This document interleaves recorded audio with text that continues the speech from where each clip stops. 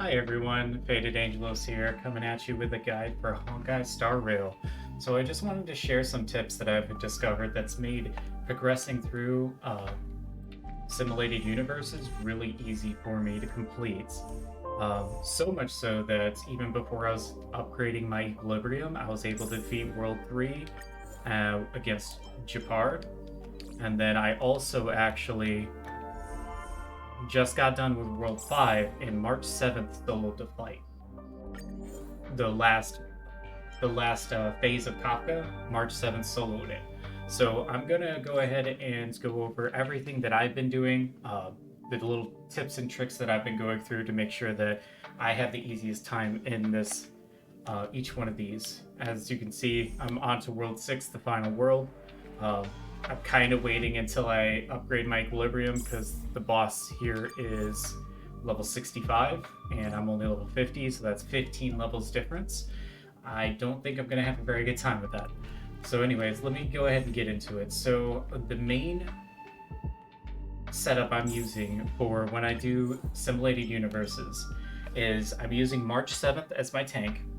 The reason being is she does a lot of follow-up attacks with attacks against shielded units on your team. She doesn't have to provide this shield, so if you pick up any blessings that give shields automatically, this will help her constantly do follow-ups.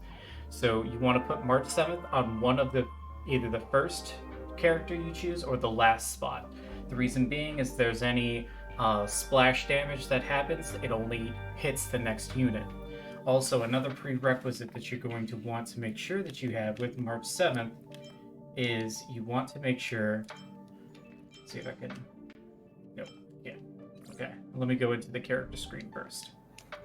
So you're going to want to make sure that for March 7th, so she's good to go, you have the traits unlocked for her to get a debuff whenever she applies a shield to somebody. This will help, especially in Universe 5, against the charm that Kafka will do. And then also, you're going to want Natasha. This will help you prolong the fights and help you stay alive, as well as make sure you do unlock her bonus ability for removing a debuff as well with her skill. So this, overall, will help you keep the charms off your characters in the fight. The last two can be completely up to you. I'm using Welt and Yanqing. These are two really, well, Yanqing is amazing for follow-up attacks. I highly recommend if you have another character that's really good with follow-up attacks to use them. Herda, I would not necessarily use because her follow-up attacks are only when their HP is 50% or below, and it only happens once, so it's not reliable enough. You're going to need somebody who can repeat follow-ups, and I don't have any other examples that I've unlocked, but like Himeko is a good example of this. And March 7th will provide plenty of follow-up attacks too. So I'm using Welts as well because the slow, as well as him being a weakness element for Kafka, really helped in the fight. And I just got lucky and unlocked Welt on my main account, so that's a plus. But basically, you want to make sure these are two things you're going to want 100% is both of these debuffs for Natasha, debuff removals for Natasha and March 7th. And then the other two damage dealers can be any DPS that is really good. If you have Yanqing, then use him for follow-up attacks because he's really consistent. The other one you can use is Himeko. Yeah, it's centered around her and your team doing break damage and actually breaking the enemy, but she will consistently do it as well with how long the fight goes on. She should have at least a couple follow-up attacks with that. But basically, you're going to want to go ahead and run with that unit. Like I said, you're going to run with March 7th first, and then Natasha, then your two damage dealers, or your two damage dealers, Natasha, then March 7th. Either way, you need to make sure that March 7th is all the way to either side, so that way if there's any splash damage, none of your DPS are getting hurt, and your Natasha should be built with a lot of HP. And as long as you do that, Natasha will be able to take any splash damage that hits her, and she'll be able to keep everybody alive. Now, what I used that made this really easy was I was actually using the Blessings of Elation. And if you don't understand what that is basically these blessings augment follow-up attacks. So every time March 7th counters, or even if you have Clara, she's actually a good one as well. Her counters do count as follow-up attacks. So you want to make sure that you have some kind of follow-up attacks to utilize this correctly. So like I said, March 7th works. If you have Clara, she works well. If you have Himiko, she works well. Yangqing, he works well too. There is one that will make your life really easy as far as having follow-up attacks go, and that's Cat's Cradle. This allows any ultimate to be considered a follow-up attack. That means all of these augments that you have under that will count as a follow-up. So all of these bonuses will give the ultimate that bonus as well. So for instance, it will delay their attacks and have a chance to cause imprisonment if you have it upgraded. All of this stuff you will have onto the ultimate as well, including the damage bonuses. So like this, if you happen to upgrade it, that's 55% more damage, increased damage that you'll be doing with the ultimate. Not including if you have the bonus for each enemy hit by a character's follow-up attack, it's just so much multipliers going on, you will do insane damage. My Yangqing was doing at least 15k with his ultimate. So it's very powerful, and it's highly recommended that you focus on this if you have a follow-up build. This is how I've been getting through all of these simulated universes with little issue. Like I said, with this build, March 7th soloed the last phase of Kafka. Like, all of my units were dead except March 7th, and all I did was sit there and apply shield onto March 7th and ultimate when it was up, and use the icon or the ion whenever it was fully charged. So you're going to want that if you can get it. It's not mandatory, but it does help buffing up everybody on your team.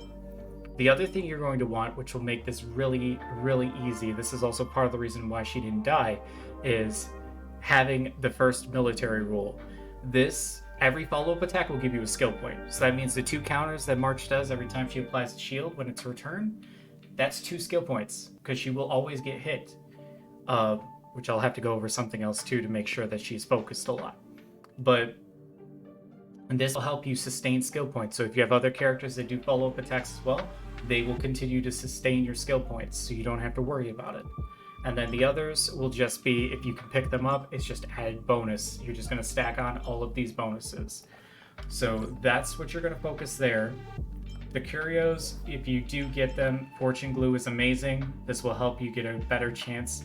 And always re-roll if you get a Fortune Glue and you don't happen to get the golden blessing you're looking for Elation. Always re-roll it. Another thing you should always pick up if you do get it is the Wax of Elation. This will help you more consistently get Blessings of Elation to appear. So that way, if you can get this really early, this will make you set. And then Dimension Reduction dice is actually pretty nice because it does allow you to gain an extra blessing twice for 2 battles. So you just need to go ahead and beat 2 enemies and you get 2 blessings instead of 1, but it reduces the ones you can select from. So you can still reroll this, and you can reroll both of them. So just make sure you keep that in mind. Another thing that I forgot to go over that you will need for this build to work and for you to actually be able to do this is you will need a light cone that has the wearer is more likely to be attacked. Now, I was running this on her where the increases the wearer's defense and effect hit rate by 24%, and then increases the wearer's chance to be attacked, and then also if the wearer is attacked, increase their defense by an extra 24%. This is obviously not something you're going to get easy, but this is something I got lucky and rolled on, and I ended up receiving with my pulls because I've been just pulling on the standard banner. I got lucky and I got this. So this made my life really easy, made March 7th extra tanky. You're also going to want to make sure that March 7th has a lot of defense. So right now she's only sitting at 780 defense, but if I gave her this light cone, now she's sitting at 1182. Now, the reason why you want to stack defense with March 7th and you're not going to worry about attack or anything like that, the higher her defense percentage is, the stronger that shield will be. That means all that damage mitigation will help you, especially against Kafka's fight, because Kafka will continue to gain damage buff every turn that she moves. So you want to make sure that you can mitigate as much of her damage as possible. I don't quite know if Pela can, because I don't have Pela built, so I can't check.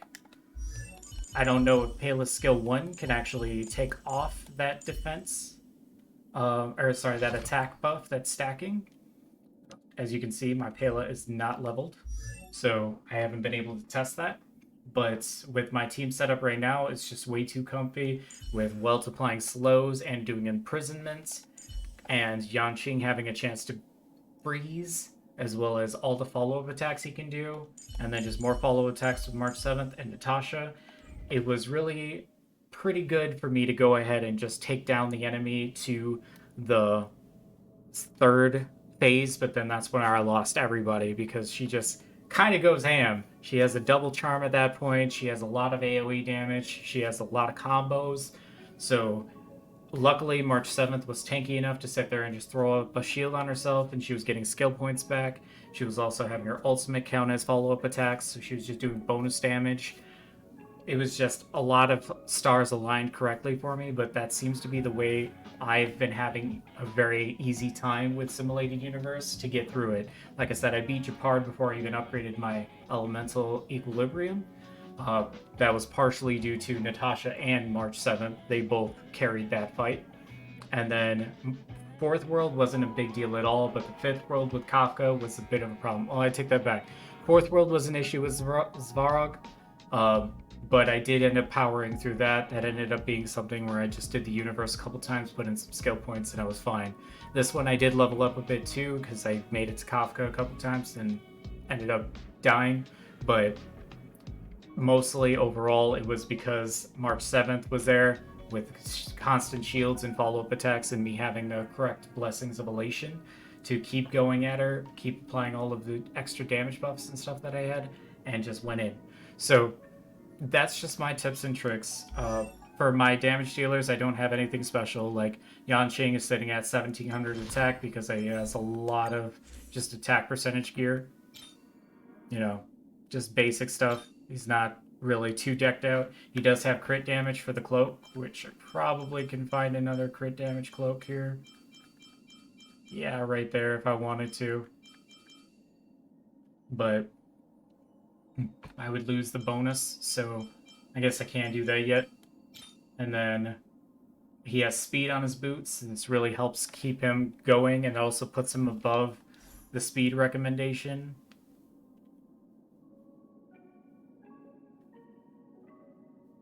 Oh, that's right, I switched to set because I got the 5-star.